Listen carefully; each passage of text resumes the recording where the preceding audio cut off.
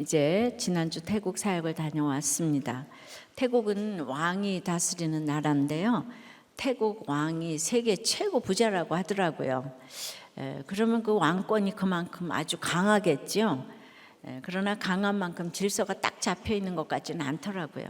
또 사회적으로는 또 모계 사회여서 또 가정의 질서가 서 있질 않더라고요. 성 정체성도 가장 혼란스러운 나라라고 합니다. 그래서 여기에도 구속사의 복음의 씨앗이 많이 뿌려져야 하겠습니다. 왕의 씨를 알아보고 잘 숨어서 지키다가 왕의 만세를 부르다가 신난다고 그냥 오바해가지고 다시 기복으로 멀리 떠나면 안 되겠지요? 오늘 말씀처럼 온 성이 평온에서 구원의 즐거움을 누려야겠습니다. 그래서 온 성이 평온하려면 어떻게 해야 될까? 좀 띵크를 해보겠습니다. 첫째로 진정한 반역을 할 수도 있어야 합니다. 13절 4절에요. 아달랴가 호위병과 백성의 소리를 듣고 여호와의 성전에 들어가 백성에게 이르러 보매 왕이 규례대로 단위에 섰고 장관들과 나팔수가 왕의 곁에 모셔 섰으며 온 백성이 즐거워하여 나팔을 부는지라 아달랴가 옷을 찢으며 외치되 반역이로다 반역이로다 하매. 자, 하나 남은 왕의 씨 요아스는 6년 동안 숨어 있다가 이제 왕위에 올랐어요. 여호야다는 제사장으로서 아달랴가 다윗 왕가의 자손들을 다 죽이고 왕이 된 것이 하나님의 뜻이 아님을 알고 있어요. 근데 그렇다고 그때 바로 반기를 들고 싸웠을 수도 있잖아요. 그랬다면 살기 등등했던 아달랴에 의해서 요아스도 죽었을 거고 여호세바와 여호야다까지 모두 죽임을 당했을 것이에요. 그래서 십자가는 지혜고 지혜는 타이밍인 거예요. 나의 혈기로 이를 그르치면 안 됩니다. 우리 수요일 설교하셨던 초원님은 항상 웃었기에 그게 성품이었어도 손해본 일은 없는 것 같다고 하셨어요. 여러분 제발 좀 웃으세요. 아주 여러분들 화내서 무서워 죽겠네. 좀 정말 웃으세요. 드디어 백성이 왕의 만세를 외쳤어요. 만세 만세 요아스 왕 만세 박수를 치며 외쳤습니다. 이 만세 소리가 아달랴에게 들렸습니다. 아달랴가 깜짝 놀라서 만세? 만세라니 이게 도대체 뭔 일이야? 그러니까 소리가 나는 쪽을 향해 당장 달려나갔습니다. 그런데 만세 소리가 나는 곳이 여호와의 성전인 거예요. 바알 숭배자 아달랴가 가기도 보기도 싫어하고 무시하는 장소인 거예요. 아달랴에게는 자기가 좋아하는 바알의 집이 있잖아요. 그러니 여호와의 집에는 평소 들어갈 일도 들어갈 필요도 들어갈 마음도 없었어요. 우리도 교회를 유난히 싫어하는 사람 중에도 이런 바알 숭배자들이 있을까요? 하지만 이번에는 그 성전에 들어가야만 했어요. 지금 이 나라의 왕은 자기잖아요. 그런데 자기 없이 성전에서 왕의 만세를 시끄럽게 외치니까 무시하고 지나칠 수가 없었던 거예요. 들어갔더니 기가 막힌 장면이 펼쳐집니다. 예상대로 사람들이 성전 한가득 모여 있어요. 그런데 아달랴 눈에 가장 먼저 들어온 사람이 누구입니까? 왕이에요. 그것도 7살짜리 꼬마인 거예요. 그러니까 머리보다도 한참 큰 왕관을 쓰고 있어요. 그런데 이 할머니가 손자를 보고 저게 도대체 누구지? 이런 거죠 지금. 그 꼬마 곁을 장관들과 나팔수들이 둘러싸고 있습니다. 그리고 온 백성이 그 앞에 있는데요. 백성들이 박수치고 만세 부르고 아주 신이 났습니다. 그래서 한 단어로 즐거워한다고 말해요. 아달랴는 이렇게 멀리서 듣던 소리를 현장에 와서 눈으로 직접 봅니다. 그러자 속이 뒤집혔어요. 주체할 수 없는 화가 올라와서 옷을 박박 찢었습니다. 체면 같은 거 지금 하나도 중요하지 않아요. 그리고는 반역이로다 반역이로다 소리를 지릅니다. 전도대에 와서 다들 즐거워하는데 혼자만 반역이로다를 외친 분이 혹시 계세요? 아달랴가 반역을 외치는데 온 국민은 그 반역을 즐거워해요. 그러니까 서로가 반역이라고 하는데 반역이 일어날 때는 대부분은 깨지고 갈라지고 하는데 이 반역은 온 국민이 즐거워하는 반역이라고 하네요. 근데 아달랴는 혼자만 괴롭고 분이 나는 거예요. 그럼 모두가 즐거워하는데 이게 나만 반역이라고 생각하는 게 없을까요? 나만 부들부들 떨고 있다면 그건 내가 좀 틀린 게 아닌가 생각을 좀 해볼 수 있어야 돼요. 그러니까 이 아달랴를 여호야다가 그대로 놔두지 않아요. 15절 16절입니다. 제사장 여호야다가 군대를 거느린 백부장들에게 명령하여 이르되 그를 대열 밖으로 몰아내라. 그를 따르는 자는 모두 칼로 죽이라 하니 제사장의 이 말은 여호와의 성전에서는 그를 죽이지 말라 함이라. 이에 그의 길을 열어주매 그가 왕궁의 말이 닿는 길로 가다가 거기서 죽임을 당하였더라. 그동안 숨죽이고 있다가 이제 지금 여호야다가 분연히 일어날 때인데 그래도 이 개혁을 반역의 개혁을 하면서 하나님의 법을 끝까지 지킵니다. 성전에서는 사람을 죽이지 말라는 거예요. 아달랴는 이 성전에서 죽을 자격도 없어요. 급하게 내열기로 사람을 난도질하면 안 되고 아달랴보다는 그를 따르는 자를 먼저 죽이라고 합니다. 어떤 때는 괴수부터 어떤 때는 졸개부터 죽여야 때가 달라요. 항상 예수 믿는 사람은 결과가 아니라 과정이 중요한데요. 16절에 그의 길을 열어주매라고 했는데요. 원어를 그대로 옮기면 그를 손으로 잡고 해요. 군사들이 아달랴를 체포해서 끌고 나갔다는 것입니다. 그리고는 왕궁의 말이 다니는 길에서 처형을 합니다. 왕실 마구간 길 앞에서 죽었다는 거예요. 이 왕궁의 말이라고 해도 말은 말이죠. 냄새나고 지저분한 우리입니다.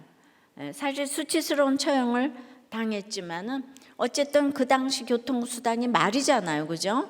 그러니까 아달랴도 성전은 걸어서 들어가야 되는데, 뭐 끌고 가기도 했지만 지금으로 말하면 벤츠 타고 성전에서 못 죽고 마문에서 죽었네요. 벤츠 타고. 네. 뭔 말인지 하나도 몰라요. 들어두세요 그냥. 아달랴는 자신 유다 땅의 주인이요 솔로몬 왕궁의 임자라고 여겼어요. 하지만 그 자리는 그의 것이 아니었어요. 그는 왕의 씨가 아니었어요. 그가 있어야 할 자리는 그냥 말이 다니는 길이었어요. 칼이 번쩍이는 처형장이 아합의 집에 마지막 남은 한 명인 아달랴가 있어야 할 자리였어요. 아합 가문이 이제 싹쓸이해서 아달랴만 죽으면 이제 끝나는 거예요. 이 사단의 괴수가 이제 마지막 유다까지 와서 유다를 멸망시키려고 했는데 아달랴는 왜 이처럼 자기가 있어야 할 자리를 몰라서 회개도 안 하고 오히려 왕의 씨를 진멸하는 악을 저지르다가 비참한 죽임을 당했을까요? 다윗은 하나님의 집인 성전을 정말 뜨겁게 사랑했어요. 어디를 봐도 하나님을 사모했기 때문인데요. 아달랴는 예수 믿는 이 나라에서 다윗과 정반대인 거예요. 자기에게 반기를 든 반역의 소리를 듣고서야 비로소 성전 안에 들어가요. 그런데 성전에 가득한 즐거움에 전혀 녹아들지 못하는 거예요. 오히려 그 즐거움을 반역이라고 소리치는 거예요. 성전과 전혀 어울리지 못하는 모습입니다. 성전에서 기뻐하고 즐거워하는 성도들과 전혀 하나가 되지 못하는 거예요. 그러니까 온 속이 평온할 때도 혼자 속이 시끄러워서 괴로워요. 지금 이 순간이라도 회개하면 되는데 요아스를 못 알아봐요. 요아스를 무시하고 있어요. 이것이 슬픔이고 비극입니다. 이제 마지막까지 기회를 줬지만 이 아달랴를 이제는 처형을 해야 되는 거예요. 이럴 때 이렇게 잔인하다, 구속사가 안 들리면 어떻게 죽이라고 그러지? 제사장이 이러면서 그러면 안 됩니다. 이게 말씀이 안 들리는 거예요. 무서워서 6년을 잘 순종하지만 7년째에는 아달랴를 반역할 수 있어야 되는 거예요.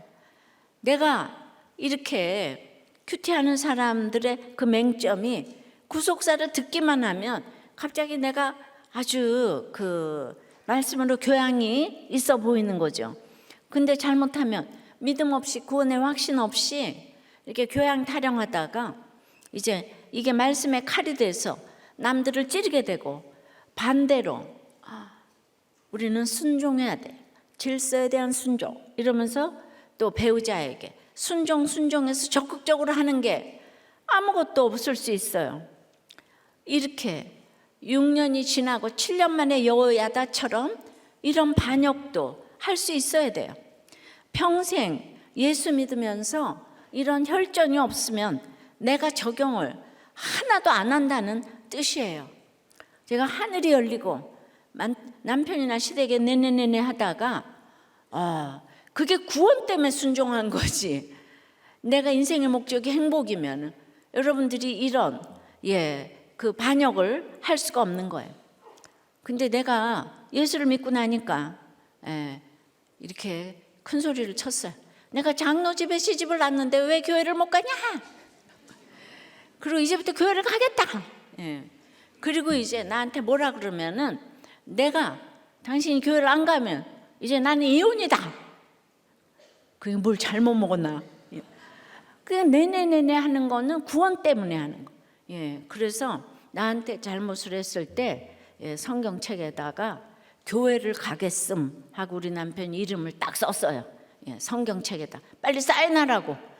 이거 안 하면 난 옛날에 이혼할까 봐 덜덜덜덜 떨다가 교회 안 가면 이혼이야. 이게 진정한 반역이에요. 아셨어요? 그러니까 저에게는 이런 적용이 그래서 남편이 이제 곧 됐잖아요. 그리고 이 무서운 적용이 큐티 선교회나 교회라고 할 수 있어요. 왜냐하면 이건 너무 안 하고 싶은데 적용 때문에 하는 건데 세속사로 생각하면 제가 교회를 왜 하고 싶겠어요. 큐티 선교회 창립하는 날 본문이 엘리 제사장이 목이 부러져서 죽었대요. 근데 그거는 이제 어린 사무엘이 등극하니까 말씀 사무엘아 네가 어딘 여호와의 말씀이 임했잖아요. 말씀 시대가 돌입했다는 거예요. 그러니까 여러분들 아무리 개떡 같은 본문이 나와도 우리 구속사는 찰떡같이 해석을 하는 것이기 때문에 큐티를 하면서 어떤 본문도 나에게 나쁜 본문은 없어요. 여리고 기생 라합처럼 내가 개혁의 길목을 열겠다고 개척의 변을 넣고 교회를 개척했는데요. 그거는 이제 6년을 숨지고 있다가 이제 온 백성이 즐거워한다고 했는데 저한테도 가리 공동체, 호위병 공동체가 좀 생긴 것 같은 말씀의 공감대가 생겨서 이제 개척을 하게 된 거죠. 그러니까 남편과 살 때는 할 수 있는 일도 다 남편 뒤에 숨어가지고 아유 못해요. 우리 남편 때문에 못해요. 이랬는데 내가 혼자가 되니까 이제 나한테 책임을 물으시잖아요. 그러니까 평신도가 이만하면 되지 뭘 더 해요 할 수 있었지만은 그게 여호야다의 마음이 이해가 되는 거예요. 하나님 저한테 사명을 주셨기 때문에. 그러니까 이제 저한테 이런 사명이 막 용서 좀 치고 제 간증 한번 하면은 전부 다 예수를 믿고 이혼을 안 하니까 하나님 100% 오르세요. 그래서 하나님만 의지하고 하나님만 바라볼 때 진정한 반역인 개혁을 할 수 있는 거예요. 그러니까 좀 더 구체적으로 생각해 보면 진정한 반역을 할 수 있는 사람은 성전에서 지체와 함께 즐거워할 수 있는 사람이에요. 목장을 좋아하는 사람이에요. 목장에서 지체의 나눔을 듣고 나눔을 하고 함께 웃고 함께 울고 함께 기도하는 사람은 진정한 반역이 무엇인지를 알고 구원 때문에 그러니까 맨날 순종한다고 교회 오라 소리도 하나도 못하고 어떤 얘기도 못하고 우리 시댁은 안 돼. 우리 시댁은 돌아가신 다음에 그 다음에 이제 뭐 교회를 나온다든지 뭐 이렇게 그러는 거예요. 그러니까 이거를 우리가 이제 공동체에서 진정한 반역을 할 수 있도록 적용을 알려주고 서로 할 때 온성이 평온할 수 있는 것입니다. 왜냐하면 이 무서운 여호야다가 이 아달랴를 죽여야 되는데 얼마나 무서웠겠어요. 인간적으로 할 수 있는 게 아니에요. 그래서 이제 저 한 사람이 이거 적용을 해서 큐티 선교를 하고 교회를 개척해서 여러분의 가정이 평온해진 집이 너무 많잖아요. 그러니까 여러분 한 사람도 다 마찬가지예요. 그렇게 할 수 있어요. 그렇게 세워진 큐티선 교회나 우리들 교회는 하고 보니까 저는 이 세상에서 이처럼 좋은 곳이 없는 것 같아요. 교회 올 때마다 설레고 도피성이고 안식처인 줄 믿습니다. 예. 근데 온라인 예배 드리는 분은 이렇게 하면서 도피성이 되는 게 아니에요. 이게 너무 설렘인데, 아니 애인을 만나도 이러고 집에서 소파 막 우리가 설레고 만나러 나와야 되잖아요. 예, 저는 그냥 이 교회를 하면서 하루도 그런 마음을 안 가진 적이 없어요. 예, 어떻게 자기 교회를 저렇게 자랑을 하나. 예, 근데 그런 차원이 아닌 것 같아요. 제가 이 교회를 좋아하는 거는 얼마나 힘들게 적용을 놓고 일로 왔기 때문에, 예, 적용 질문이에요. 여러분은 순종 자체가 우상이에요? 때가 참에 구원을 위해 반역도 할 수 있나요? 예, 여러분은 예배의 자리가 즐겁고 목장이 기다려집니까?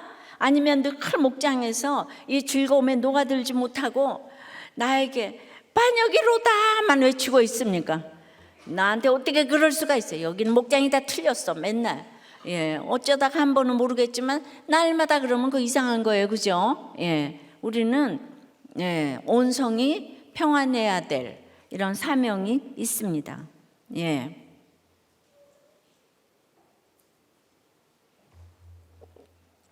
온 성이 평안하려면, 자, 첫째, 진정한 반역을 할 수도 있어야 합니다. 예, 둘째는 그냥 언약을 세워야 돼요. 예, 하나님과 우리 모두가 서로 언약을 세워야 돼요. 17절이에요. 여호야다가 왕과 백성에게 여호와와 언약을 맺어 여호와의 백성이 되게 하고 왕과 백성 사이에도 언약을 세우게 하며, 여호야다가 처음 한 일은 이제 반역을 해서 개혁으로 세워졌으니 세워질 때도 왕도 백성도 다 하나님과 언약을 했습니다.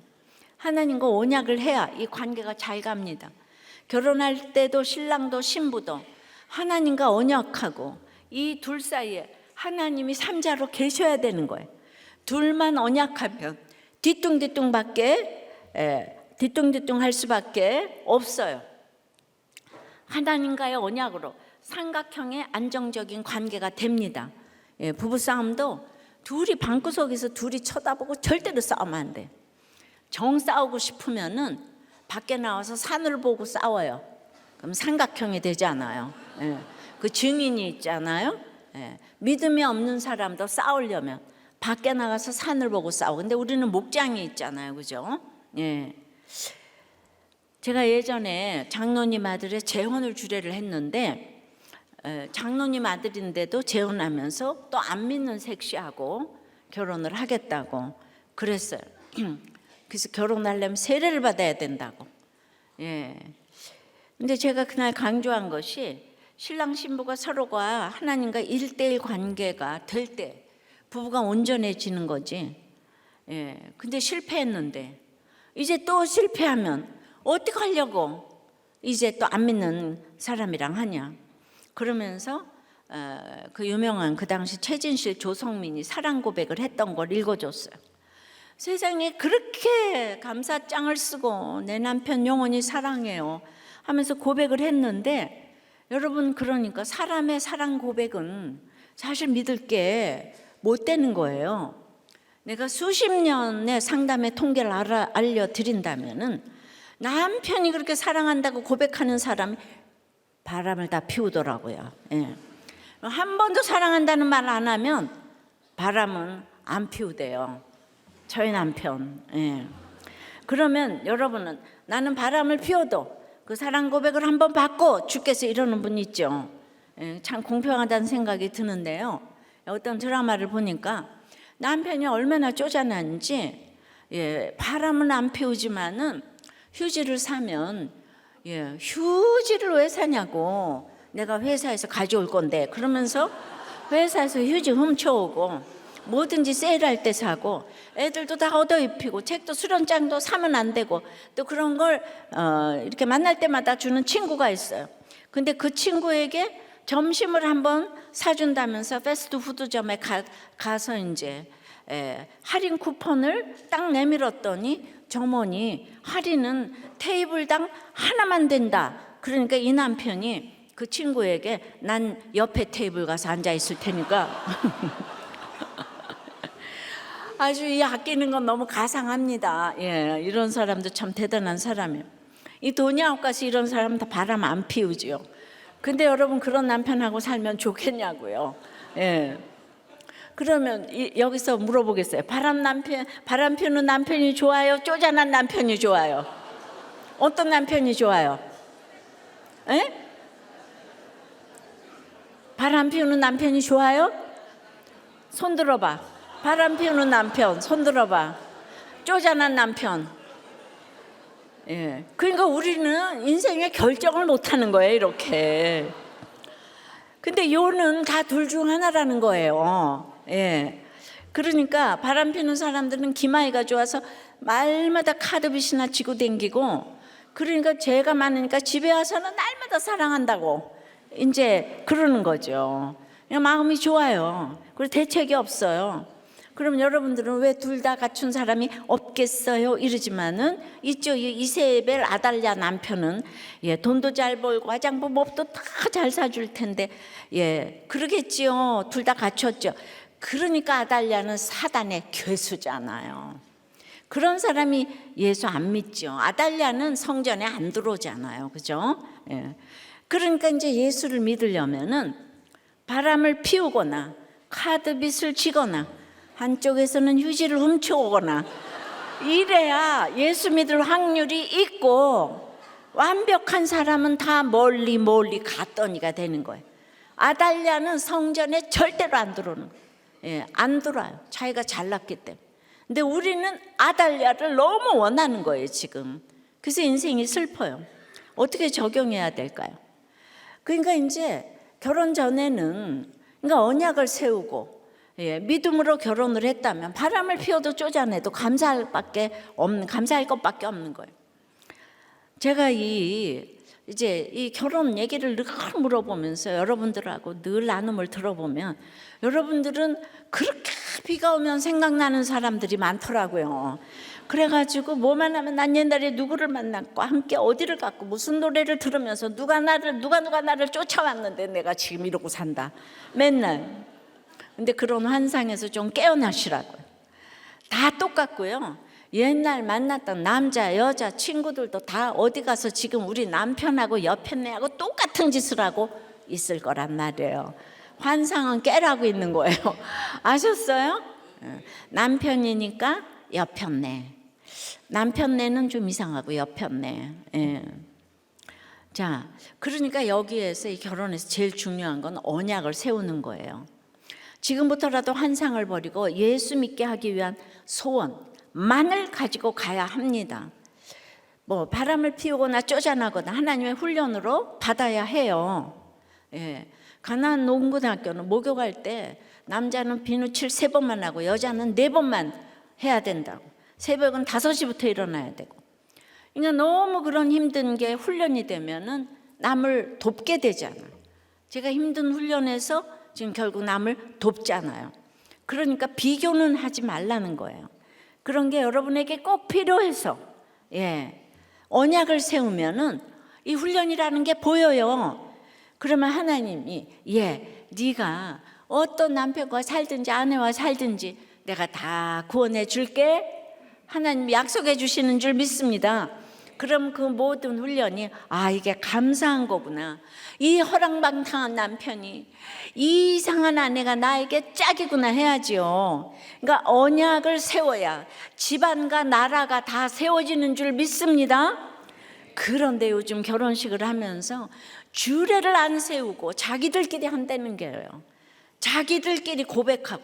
아니 믿을 것 없는 죄인들이 무슨 고백을 하고. 그런데 우리들 교회 부모들도 자식을 말리지를 못하더라고. 왜 그렇게 말리지 못하는지 여러분들의 삶의 결론이라는 거를 좀 깨달아 보세요. 이렇게 온 백성이 다시 하나님의 백성이 되기로 언약을 하니까 이제 자기들을 사로잡고 있던 바알을 제거하기 시작합니다. 18절에요. 온 백성이 바알의 신당으로 가서 그 신당을 허물고 그 제단들과 우상들을 철저히 깨뜨리고 그 제단 앞에서 바알의 제사장 맞단을 죽이니라. 그렇게 이제 늘 하나님과 언약을 세우고 백성들과 언약을 세우고, 이게 이제 큐티죠, 그죠? 언약을 세우면 온 국민이 자발적으로 바알의 당을 깨뜨려요. 옷 사입지 마라, 누구 만나지 마라. 이래서 옷을 안 사입는 게 아니에요. 성경을 읽고 자발적으로 바알의 당을 회파하는 거예요. 자발적으로 하는 게 제일 무서운 거죠. 우리가 숨어 있을 수밖에 없게 하는 무서운 아달랴가 없어진 것은 주님이 우리에게 베푸신 구원을 상징해요. 그럼 아달랴가 죽자마자 여호야다가 한 일은 구원받은 우리가 그 다음에 무엇을 힘써야 하는지 보여주는 거예요. 구원받았으면 이제 마음대로 살라가 아닌 거예요. 힘든 어머니, 남편, 아내, 뭐가 그렇게 이제 이렇게 없으면은 그 다음에 마음대로 살라가 아닌 거예요. 아달랴가 죽은 뒤에 여호야다가 우상을 철폐했듯이 값없이 구원받은 우리도 우리가 섬기는 모든 우상들을 철저히 깨뜨려야 하는 거예요. 누군가가 구원이 됐다면은 그 다음에 더 남아있는 우상이 있어요. 돈과 지위와 명예와 권력은 물론 일과 건강, 사랑과 가족까지도 다 바알 우상이 될 수 있습니다. 내가 구원보다 위에 두는 모든 것이, 하나님보다 높이 여기는 모든 것이 내가 섬기는 우상이에요. 이 우상을 내 마음 왕자에서 끌어내리는 싸움을 우리가 날마다, 매 순간마다 해야 합니다. 근데 겉으로 눈에 보이는 우상을 아무리 철저히 깨뜨려도 내 안에 또아리 틀고 있는 이 기복적인 욕심, 큐티를 해도 이 기복적인 욕심 때문에 안 되는 거예요. 아주 기복이 또아리를 틀고 있어요. 그래서 큐티를 해도 되는 게 없네, 이게 입에 여러분들이 나오는 거예요. 그래서 이제 이 기복적인 욕심을 죽여야 되는 거예요. 이게 바알의 제사장 맞단을 죽이는 거예요. 다 우상을 깨뜨려도 그걸 총괄하는 제사장 맞단. 근데 맞단이 선물이란 뜻인 거예요. 아달랴가 왕노릇하던 6년 동안 주로 했던 일이 뭐겠어요? 바알을 믿어야 인생의 선물이 생긴다. 바알을 믿어야 인생의 선물이 생긴다고 가르쳤을 거 아니에요. 이름도 선물인 바알 제사장을 내세워서 말이죠. 선물 안 좋아하는 사람이 어디 있어요? 그러니까 맞단의 영향력이 굉장했을 거예요. 그래서 온 백성은 바알 신당과 우상을 다 제거한 다음 바알 제사장 맞단을 처형합니다. 우상을 철저히 죽이는 일은 결국 하나님보다 세상 선물을 더 좋아하는 그 욕심을 죽이는 데까지 나아가야 하는 거예요. 근데 보이는 선물 다 좋아요. 학력, 스펙, 성공, 건강, 그 보이는 거 큐티에서 그거가 빨리 안 생기면 해도 되는 게 없네, 이러는 거예요. 그렇게 제사장 맞단, 아주 보이는 선물을 우리는 몸부림치게 좋아하는 거예요. 근데 우리 시댁이나 남편은 선물 문화가 아니에요. 나는 시댁이나 남편이 내 생일을 챙겨준 적이 없어요. 그것조차 목회하는데 큰 도움이 되는 것 같아요. 하여튼 이 세상은 선물로 마음을 얻고 결혼기념일 선물 안 해줬다고 베란다에서 뛰어내린 아내도 있더라고요. 그러니까 여러분, 아무리 이뻐서 결혼하면 뭐해? 이 가치관이 이렇게 다른데. 하여튼 믿음 없으면 그 다음에 매개체 하나님이 없고 언약이 없으니까 중재가 안 되는 거예요. 중재가. 그러니까 한번 맞고 외도하고 이러면 이혼, 이러는 거죠. 이것이 정말 맞단의 영향력이에요. 근데 이 세상은 다 선물을 주기 위해서 공부하고 직장 가고 취직하고 성공하고 이게 맞단이 딱 들어와 있는 거예요. 그건 안 하면 큰일 나는 것처럼 다 선물에 목숨을 걸어요. 그런데 큐티를 하니까 우리 집 사람이 그렇게 사치했는데 저절로 안 사입더라고요. 그러니까 말씀을 보면 자기네들이 우상을 깨뜨린다는 거예요. 그러니까 우리 아이들도, 우리 다음 세대 아이들도 말씀을 가르치면 자기들의 우상인 방탄 이런 걸 다 깨뜨리는 거예요. BTS 아시죠? 아무리 더뎌도 말씀을 넣어줘야 해요. 그러니까 큐티 선교회나 우리들 교회가 각각 다 말씀을 보니까 전도해라, 뭐 버려라, 뭐 아내도 온몸으로 전도하고 그것이 사명이라는 거를 본인들이 머리부터 발끝까지 깨달아요. 그러니까 말씀 있는데 뭘 하라 말라 해요. 내가 살아나니까 다 같이 살자가 되는 거예요. 왜냐하면 내가 구원을 받아보니까 남편을 살려야 되겠는 거예요. 내가 살아나니까. 막 나를 때렸던 남편을 살려야 돼. 살려있는 정도가 아니고 목숨을 걸었잖아요. 그래서 기도하다 보니까 이렇게 지경이 넓어졌어요. 예. 여호와의 전을 수직하게 되니까 저절로 전심이 있게 되고요. 내 욕심을 드러내 죽일 수 있게 해주는 것은 오직 하나님 말씀밖에 없어요. 말씀으로 날마다 회개하지 않으면, 언약을 날마다 이렇게 우리 상기하지 않으면 어느덧 신당을 쌓아 올리고 또 우상을 세우는 게 우리 인간의 모습입니다. 칼빈도 우리 마음 자체가 우상 공장이라고 했어요. 그러니까 우리는 우상 공장장이다 이 말이에요. 그래서 내 안에 가득한 욕심을 죽여야 하는데, 이 세상 선물 보이는 거 이거 좋아하는 욕심을 죽여야 돼. 예, 인생의 목적을 세상 행복이 아닌 거룩에 둬야 합니다. 근데 인간이 만든 우상을 물리치는 것은 내가 하나님의 창조물이라는 이 인식을 날마다 해야 되잖아요. 그거 어디서 해요? 예, 특히 큐티를 해야 되는데, 그것도 구속사적 큐티가 이 창조를 이뤄가는 것이 맞아요. 그래서 큐티, 우리는 창조라 그러면 우리는 큐티합니다, 이런 걸 얘기했잖아요.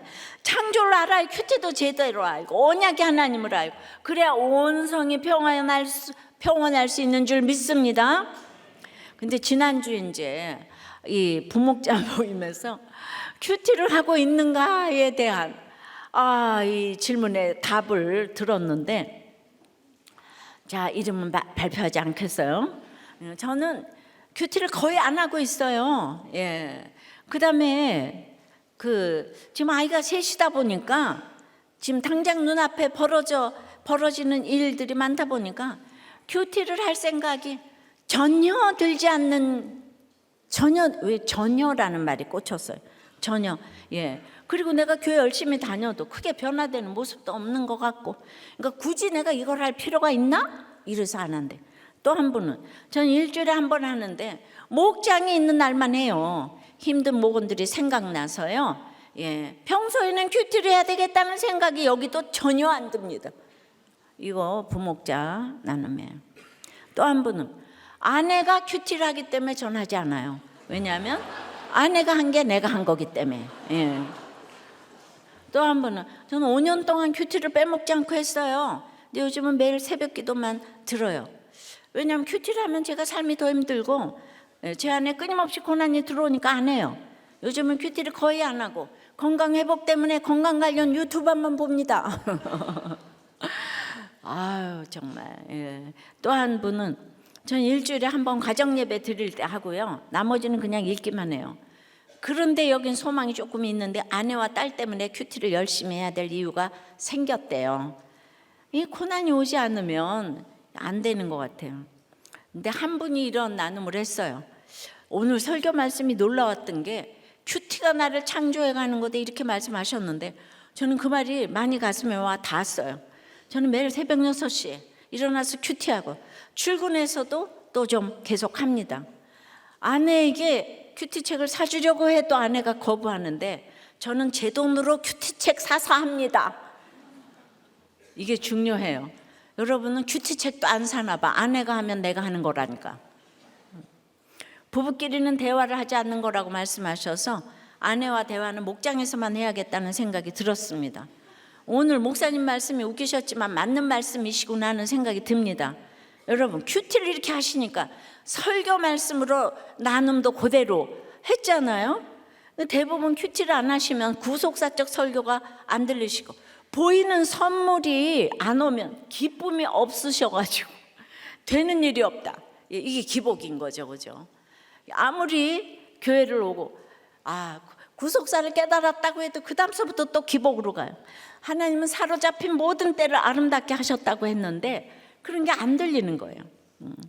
그러나 이런 나눔이라도 부목자 나눔에서 솔직히 나누어 주시는 것이 우리도 꽤 특징이고, 좋은 얘기만 하지 않고 안 되는 얘기를 이렇게 하시니까 시간이 지나면 목자가 되고 다 달라지시더라고요. 할렐루야. 제가 한번 이 나눔을 읊어드렸으니까 앞으로 반드시 바뀌어지실 줄 믿습니다. 적용 질문이에요. 여러분은 어떤 선물이 제일 좋습니까? 어떤 선물의 마음을 쉽게 빼앗깁니까? 하나님이 맺어주신 구원의 언약이 그 선물보다 좋습니까? 못합니까? 내가 깨뜨리기 너무 어려운 우상은 무엇입니까?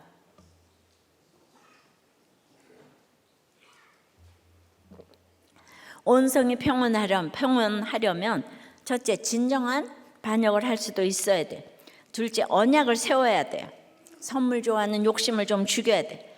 자, 세 번째는 그러므로 내 역할에 충성해야 합니다. 18절부터 21절이에요.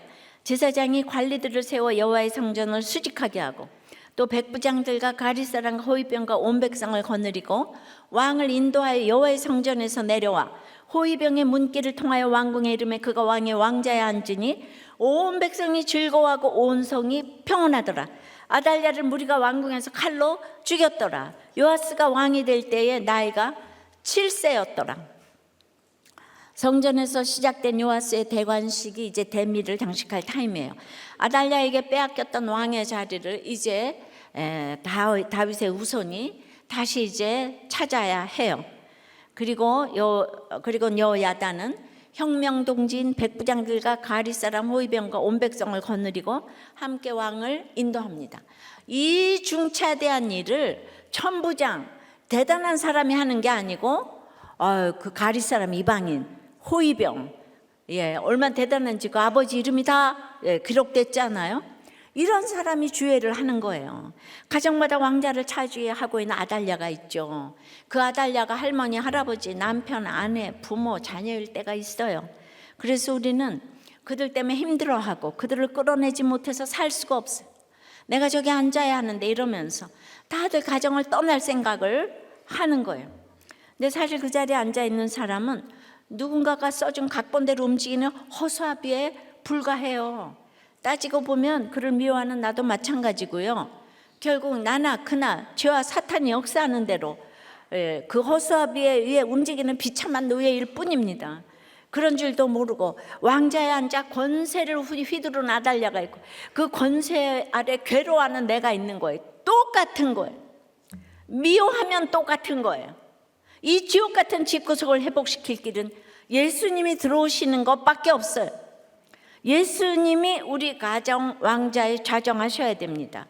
내 인생의 왕자에 예수님을 먼저 모신 우리가 백부장이 되고 가리 사람이 되고 호위병이 되고 온 백성이 되어서 예수님을 우리 가정으로 인도해야 돼요. 그러니까 이제 다른 사람이 무시하는 사람, 이런 사람이 찬란하게 올라가잖아요, 그죠?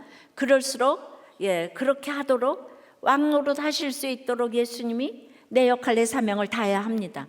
나 혼자 되는 건 없어요. 이 모든 사람, 가리 공동체 함께 수고합니다. 그랬더니 성중이 평온해졌어요. 자, 이 집이 얼마나 콩가루 집안이에요. 다 서로 죽고 죽였잖아요. 집안으로 치자면 우리 할머니가 손주들을 다 죽였어. 이게 오픈할 수 있는 이야기예요. 사업 차질이 하려고 엄마가 애들 다 내쳤어. 이런 말을 하기가 어려운데 이렇게 콩가루 환경에서도 나에게 예수가 들어가면 그 한 사람 여호야다 때문에 온 성중이 평온해집니다. 여러분이 먼저 말씀 보는 한 사람이 되면 온 집안이 평안하게 될 줄 믿습니다. 하여튼 싸움이 일어나면은 아달랴가 깨닫습니까? 죽을 때까지 못 깨달아요. 근데 아달랴 깨닫기를 원하고 내가 슬퍼하고 살면 안 돼요. 여호야다 한 사람이 율법책을 읽고 말씀을 가까이 했더니 그런데 아달랴 빼고 온 국민, 온 교회가 즐거움을 느껴요.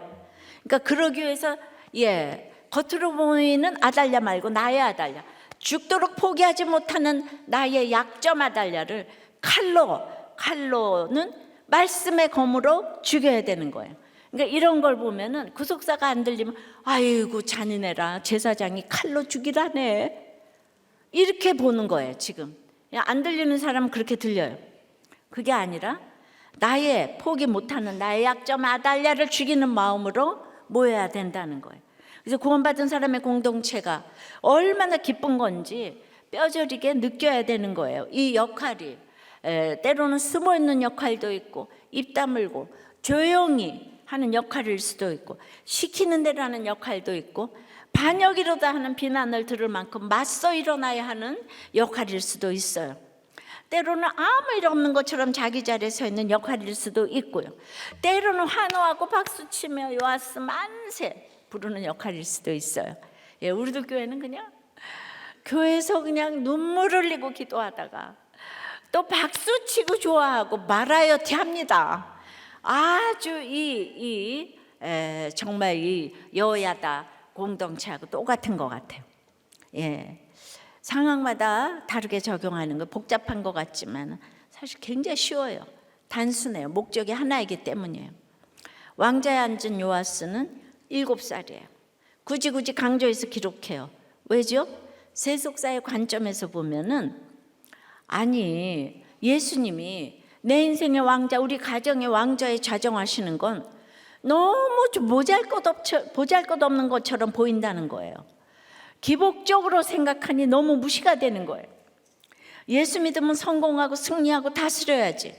뭐 그리 복잡하게 날마다 뭐 띵크하고 갈등하고 고민하고 힘들어하고 속상하고 그러냐. 이건 7살짜리 꼬마가 왕자에 앉았다고 저게 무슨 왕노릇 하겠냐고 다시야 달려 데려와라 외치는 거하고 똑같습니다.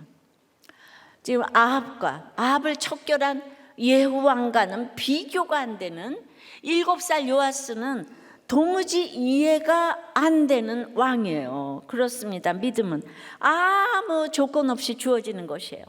자기가 요아스는 왕이 되겠다고 한 적도 없어요. 왕이 되기 위해 산 일도 없어요. 성경은 믿음과 행위를 가르쳐주기 위해서 성경이 걸어가고 그래서 수없는 인물들을 등장시키는 거예요. 하나님은 이 온 성이 평온해지기 위해서 7살 요아스를 쓰시고 98살 여호야다를 쓰시는 거예요. 연약한 자를 통해 온 성이 평온해지는 줄 믿습니다. 즐거움과 평온이 키워드인데요. 즐거움은 오늘 본문에 2번 나오는데요. 열왕기서에는 모두 6번 나오는데 오늘 본문을 빼고 나머지 4번은 다 솔로몬과 관련해서 나오는 거예요. 지금 요아스가 왕위에 오른 이 사건은요, 그냥 솔로몬의 통치가 복권된 것 같은 대단한 일이고 다윗의 후손 왕의 시 예수씨가 회복된 일이라는 거예요. 아주 위기였다는 거예요. 아주 위기에서 끊어질 듯한 이 왕의 시가 이어졌다는 거예요. 평온하다는 것은 소란과 다툼이 끝났다는 것인데 이것은 하나님이 정하신 질서가 회복된 결과를 말합니다. 사사기에는 이 단어가 많이 나오는데 열왕기에는 여기 한 번만 딱 나왔어요. 그만큼 유다가 아합의 집 때문에 소란스러웠다가 평온해진 게 얼마나 중요한지 몰라요. 하나님 뜻대로 모든 게 있어야 할 자리에 있으면 평온한 거예요. 아내의 자리, 남편의 자리 다 각자 자기 자리에 있는 게 얼마나 쉽지만 어려운지 몰라요. 하나님의 통치에 복종할 때 평온할 수 있습니다. 시아버지하고 동침한 유다가 행위가 완전한 요셉보다 평온해요. 유다는 그 죄로 회개하고 평온하지만 요셉은 회개할 게 없으니 마지막 말이 자식을 어긋맡겨 축복한 아버지 야곱을 기뻐하니 했다로 끝나고 있어요. 아달랴 밑에서는 즐거움도 평온도 없습니다. 근데 이 7살짜리 요아스가 왕자에 앉으니 즐거움과 평온이 옵니다. 요아스가 대단해서가 아니죠. 그가 왕의 씨이기 때문이에요. 예수님이 이 땅에 오시는 길이 회복된 길이기 때문입니다. 적용 질문이에요. 우리 가정의 왕자에는 누가 앉아 있습니까? 가정과 교회에서 주님이 내게 맡기신 역할은 무엇이에요? 그 역할에 얼마나 충성하고 있습니까? 7살 요아스를 예수씨로 받아들일 수 있겠습니까? 부도 음란 숱한 중독에서 돌아온 자가 믿음을 고백하면 아멘으로 영접하시겠습니까? 하고 똑같은 말이에요, 이 얘기가. 그래서 온 성이 평안한 나눔이에요. 어느 날 아들이 술 취해 들어왔대요. 춤을 추면서 막 들어오는데 나는 가족이 너무 좋아요, 행복해요. 그 이유가 부모님이 교회 열심히 다니면서 자기에게 굉장히 영향을 끼쳤고, 특별히 아버지가 망했기에 더 좋은 것 같다. 아버지가 돈 많이 벌었으면 내가 나쁜 쪽으로 갈 수 있었는데 내가 아버지가 망해서 나쁜 길로 안 가는 것 같다고. 아유, 할렐루야. 하나님이 저의 고난을 알아주시는 것 같았어요. 딸도 우울과 이혼으로 돌아왔지만 우리들 교회 붙어만 있었더니 지체가 생기고 마음의 문을 열더니 지금의 남편을 만나서 살고 있어요. 며느리와 사위와 손자가 생기게 하셨습니다. 상대가 보는 것을 그대로 인정하는 게 중요한 것 같아요. 근데 다 인정하는데 저는 아내를 인정하는 게 참 힘든 것 같아요. 왜냐하면 우리 아내는 들어가면서 신발 정리를 안 해요. 왜냐하면 내일 신을 건데 왜 하냐고 그런데요. 그런데 저는 들어가면서 정리하는데, 그런데 그것도 안에 있는 모습을 그대로 인정하면서 이제 간다는 거예요. 이것이 온성이 평안한 비결 아닐까요? 자기 자리를 너무 알고, 이게 구속사예요. 우리는 잘 되고 아버지는 성공하고, 아버지 망해서 기쁘고, 예수 그거 보여줘서 기쁘고, 아니 그렇게 해서 행복하대요. 너무 가족이 좋대요. 그러니까 우리 가족이 안 믿는 것은 내 삶의 결론인 줄 알고 회개하시기 바랍니다. 말씀 맺어요. 온성이 평온하려면 진정한 반역을 할 수도 있어야 돼요. 순종이 우상이 되면 안 돼요. 여러분, 구원 때문에 순종해야 돼요. 그래서 언약을 세워야 돼요. 하나님과 우리 모두와 왕과 백성과 하나님 다 선물 좋아하는 욕심을 죽여야 되고 내 역할에 충성해야 돼요. 7살, 98살 여호야다를 인정해야 돼요. 각자 자리를 찾고 역할에 충성하기를 바랍니다.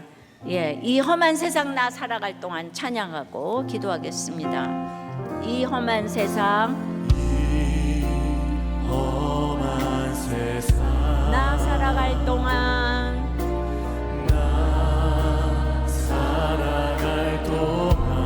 내 주님 가신 길 걸으며 내 주님 가신 길 걸으며 내 주님을 찬양해 십자가 보여 날 구한 그 사람 나 매일 찬양을 드려도 매일 찬양을 드려도 늘 부족한 것뿐이니 나 호흡 있는 동안에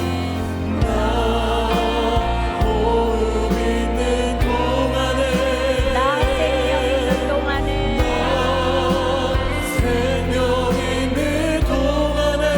나 주를 찬양하리라.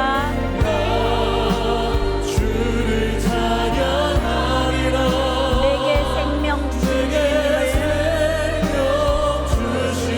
주님을 이 작은 손에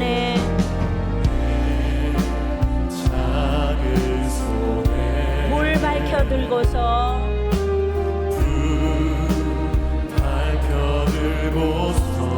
이 세상 다시 오시는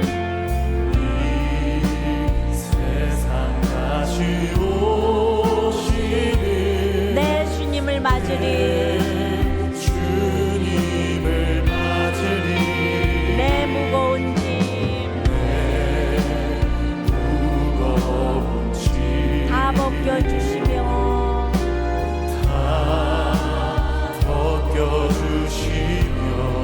그 아름다운 금면류가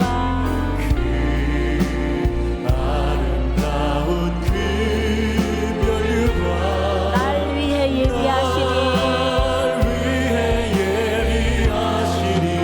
나 호흡 있는 동안에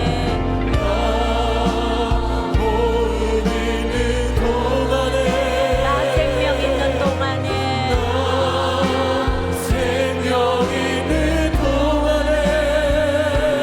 나 주를 찬양하리라.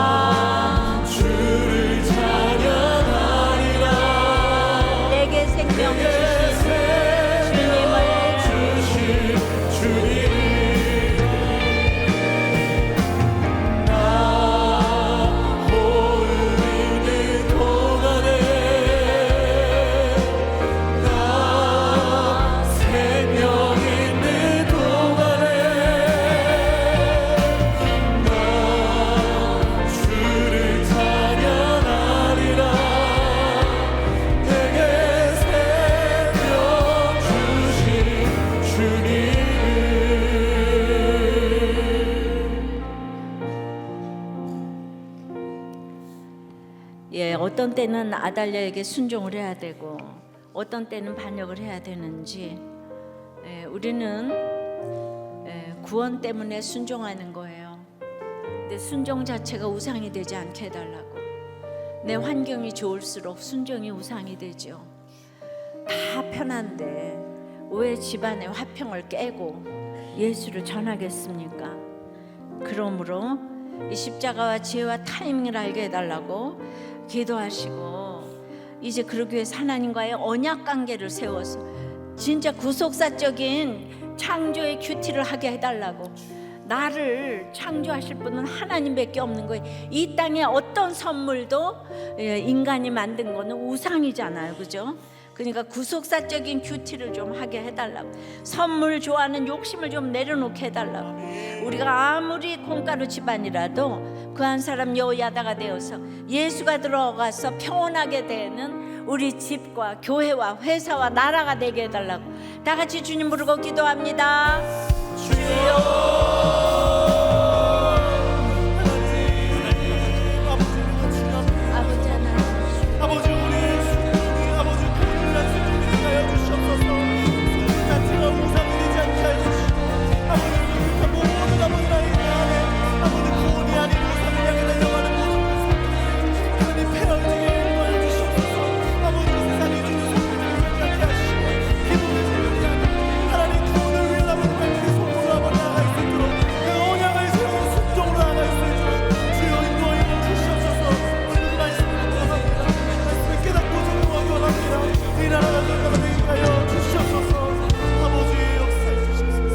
아버지 하나님, 이 여호야다의 엄청난 반역이 성경에 나오는 역사책이 아니라 오늘 나에게 주신 음성으로 이렇게 들을 때에 정말 여호야다가 얼마나 힘든 적용을 했을까.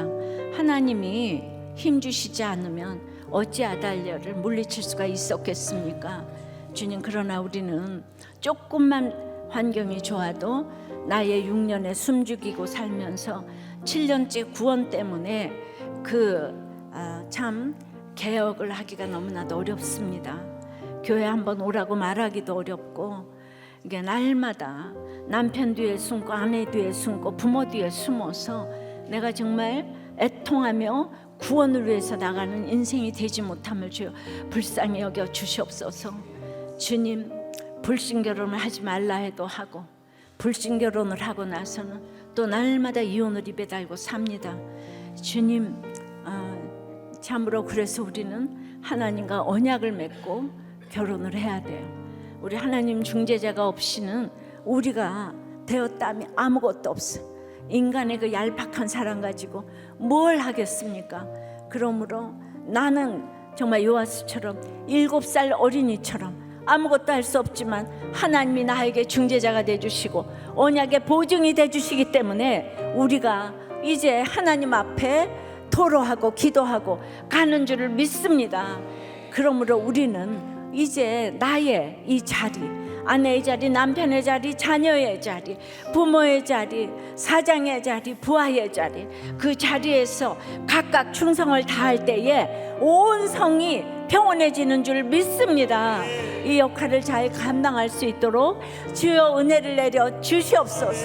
성경에 어떤 것도 내 얘기가 아닌 것이 하나도 없는 것을 알고 여러분들이 힘든 적용을 할수록 아버지 하나님, 여러분들의 지경이 넓어지고 많은 사람들을 주께 인도하는 별과 같이 빛나는 인생이 될 줄을 믿습니다.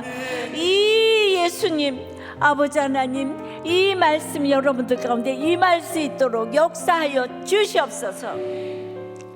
오늘 이 온 성이 평온하더라를 깨닫게 해주신 주님께 감사하여 신앙 고백으로 드리는 저희들의 헌금을 흠양하여 주시옵시고, 내 사랑하는 주님께 드릴 것만 있고 사람들에게 줄 것만 있도록 주님 평온한 가치관으로 내 이 정말 아내 노릇, 남편 노릇, 회사 사업, 공부, 프로젝트 아이디어에 주님 기름을 철철 부어 주시옵소서. 예수 그리스도 이름으로 기도드리옵나이다. 아멘.